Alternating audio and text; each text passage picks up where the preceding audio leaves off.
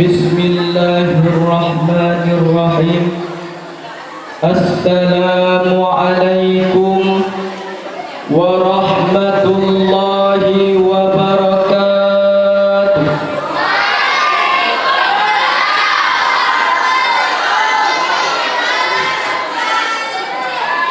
Alhamdulillah, alhamdulillahilladzi hadana lihada wa ma kunna linahtadiya laula an hadana Allah wa na'udzu billahi min syururi anfusina wa min sayyiati a'malina may yahdihillahu fala mudilla lahu ashhadu an la ilaha illallah wa ashhadu anna sayyidana Muhammadan abduhu wa rasuluh. Allahumma salli ala afsahil lisani wa khairil anam sayyidina Muhammad wa ala alihi wa sahbihi wa man tabi'ahum bil ihsani ila yaumil qiyamah. Amma ba'd. Al-muhtaram wal mukarram abi abu wal abu ya Allahumma ghafir lahum warhamhum wa'afihim wa'fu anhum waj'alil jannata maswahum. Al-muhtaram, kepada abati beserta umi, semoga Allah melindunginya. Al-muhtaram, kepada seluruh para dewan guru yang telah hadir di malam yang berbahagia ini. Dan salam sayang saya kepada teman-teman saya yang seperjuang dengan saya dalam menimba ilmu hidayah asasun najah ini. Pada kesempatan yang berbahagia ini, saya akan menyampaikan sedikit mau'izah hasanah yang bertema Al-Quran sebagai pedoman hidup bagi umat manusia. Ma'asyiral muslimin wal muslimah yang dirahmati Allah, Al-Quran adalah kitab suci orang-orang Islam. Ia diwahyukan kepada baginda Nabi besar Muhammad sallallahu alaihi wasallam untuk mengantarkan kepada umatnya, khususnya umat Islam, kepada jalan yang lurusnya, itu as-siratul mustaqim. Allah Subhanahu wa taala berfirman dalam surah An-Nahl ayat 44 yang berbunyi sebagai berikut. A'udzu billahi minasy syaithanir rajim. Bismillahirrahmanirrahim. Wa anzalna ilaikal dzikra lin-nadhiri wa anzalna ilaika dzikra litubayyina lin-nas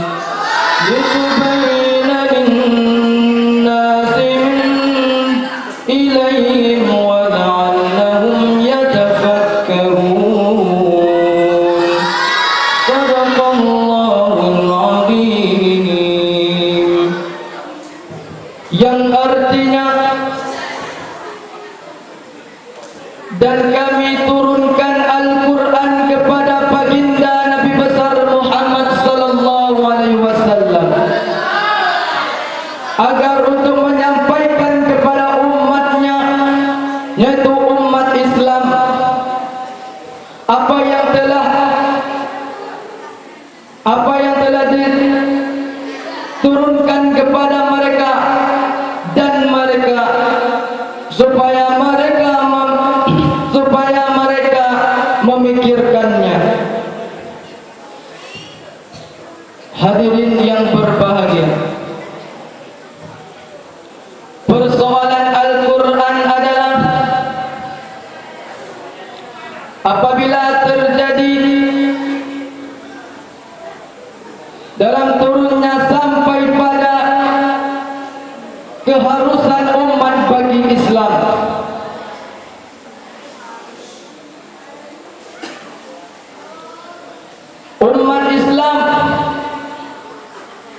untuk mampu membaca, untuk mampu mendengar, dan bahkan untuk mampu mengayomi kehidupan sehari-hari. Itu merupakan suatu kewajiban yang mutlak.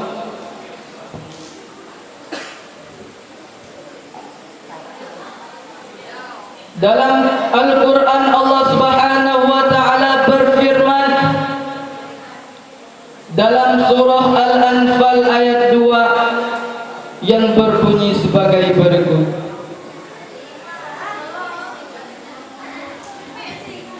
A'udzu billahi minasy syaithanir rajim.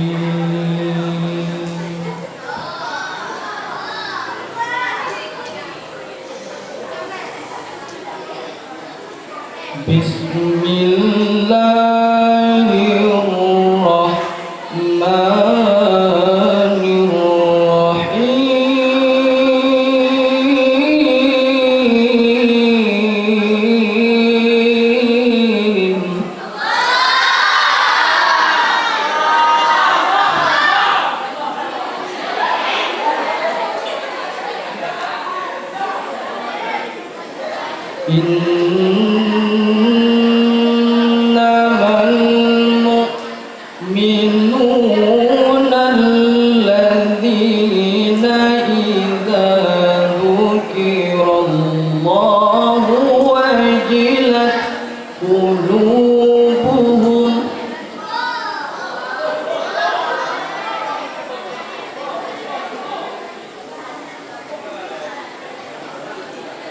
wa idza tuliyat alaihim ayatuhu zadatuhum imanan wa ala rabbihim yatawakkalun.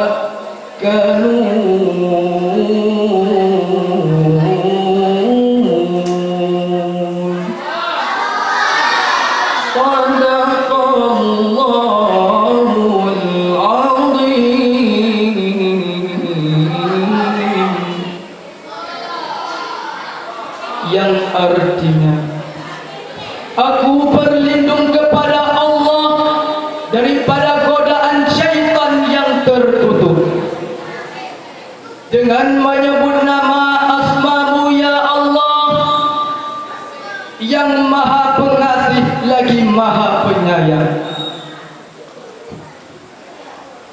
Sesungguhnya orang-orang yang beriman itu adalah mereka apabila mendengar ataupun disebut nama Allah, gemetarlah hatinya.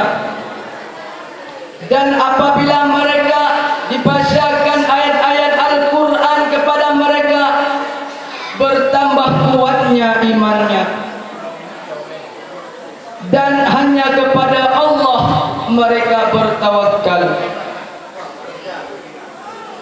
Ma'asyiral muslimin rahimakumullah. Cukuplah bagi kita sebagai generasi umat Islam, sebagai umat Nabi besar Muhammad sallallahu alaihi wasallam, meyakini dengan sepenuh hati bahwa Al-Quran merupakan sebagai kehidupan kita, sumber kebahagiaan dan jalan keselamatan, meyakini serta meridhai semua hal-hal yang telah Allah atur dalam Al-Quran ini.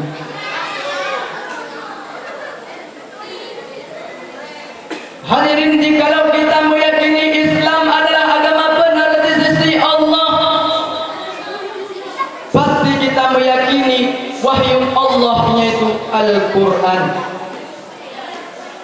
dan meyakini pula bahwa Al-Quran adalah sebagai wahyu Allah yang terbesar. Nabi pembawanya adalah Nabi kita Nabi Muhammad sallallahu alaihi wasallam.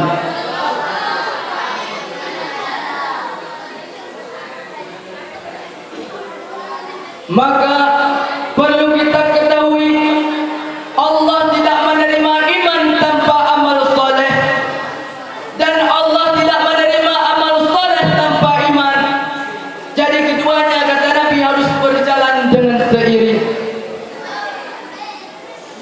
Iman ibarat akar pohon, dan amal soleh pun adalah buahnya. Buah yang banyak serta manis adalah bukti kesuburan pohonnya, dan pohon yang kuat menyebabkan bukti terawat buahnya yang baik. Oleh karena itu, keimanan dan perbuatan memang sangatlah erat hubungannya.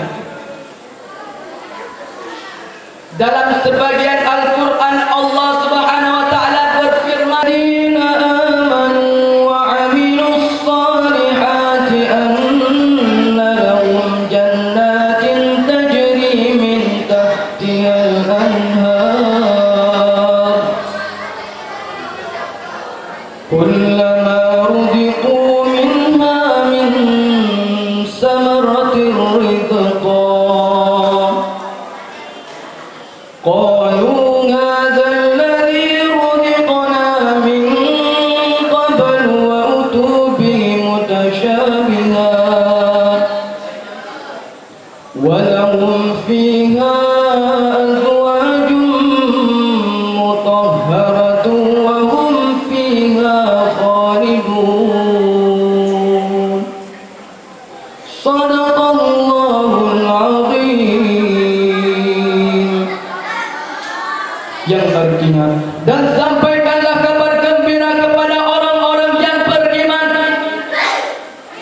bahwa untuk mereka disediakan surga-surga yang mengalir di bawahnya sungai-sungai. Setiap kali mereka diberikan rezeki buah-buahan dari surga, mereka berkata, "Inilah rezeki yang diberikan kepada kami dahulu." Mereka diberikan rezeki buah-buahan yang serupa, dan di dalam sana mereka memperoleh pasangan-pasangan yang suci, dan mereka di dalam sana, dan mereka kekal di dalam sana. Jadi hadirin, setelah beriman maka beramal soleh, harus berpedoman pada Al-Quran sebagai jalan hidup. Artinya Al-Quran sebagai langkah pertama kita hidup di dunia ini, ataupun Al-Quran sebagai landasan pertama setiap amal. Dan Al-Quran juga mencakup beberapa hal. Yang pertama, pola pikir kita yang sehat, dan yang kedua, cara bersikap dan bertingkah laku, dan yang terakhir adalah menjaga amalia baik yang fardu maupun yang sunnah. Jadi hadirin, mari kita uraikan satu persatu. Yang pertama, pola pikir yang sehat adalah pola yang berpikir yang sesuai dengan Al-Quran dan tidak menyimpang daripada Al-Quran. Pola berpikir yang terbimbing oleh Allah melalui guru-guru yang soleh. Sebagai generasi terpilih, maka jauhkan diri kita dari berpikir bebas yang mengarahkan diri kita kepada kesesatan, kemusyrikan, bahkan penentangan terhadap Al-Quran. Yang kedua, cara bersikap dan bertingkah laku. Kita sebagai generasi muda menggunakan pedoman dalam bersikap dan bertingkah laku. Adapun dengan kata lain, kita harus memelihara akhlak yang Qurani. Nabi kita adalah cerminan akhlak Qurani. Kemuliaan akhlaknya adalah pancaran dari nilai-nilai Al-Quran yang mulia ini.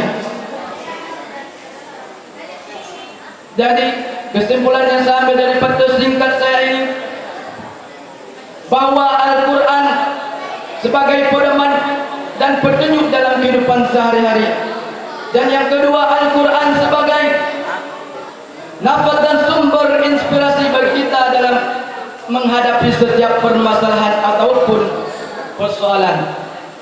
Dan yang terakhir adalah Al-Quran bukanlah umpan politik, kerana hal tersebut merupakan kesalahan dalam memahami dan menempatkan makna suci Al-Quran.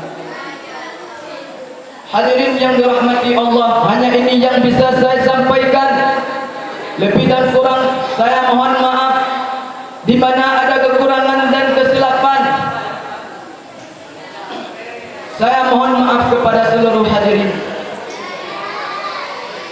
Buah rambut berkarang-karang, buah durian berduri-duri. Kedatangan saya sini bukan untuk mencari menang, tapi terserah pada dewan juri. Wabillahi taufiq wal hidayah. Wassalamualaikum warahmatullahi taala wabarakatuh.